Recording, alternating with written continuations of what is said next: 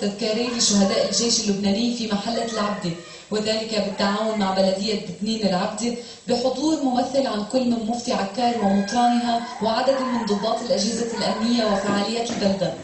سيبقى هذا الوطن مسجلا بأبناء الجيش اللبناني الذين قدموا التضحيات الغالية.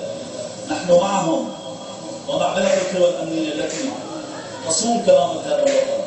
إننا ندعو إلى الوحدة الوطنية وإلى التلاحم فيما بيننا، لأن عكار بحاجة لنا جميعا، بحاجة للموجودون هنا وبحاجة للموجودين في بلاد الاغتراب. نأمل من فخامته بأن يكلل عهده الرئاسي بافتتاح مطار عكار الذي مطار السعاد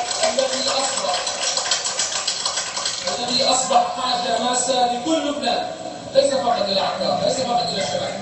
ودعا خزعل إلى التماسك والتعاون من أجل لبنان والجيش لتأمين حياة كريمة للجميع والابتعاد عن النعرات الطائفية والمذهبية.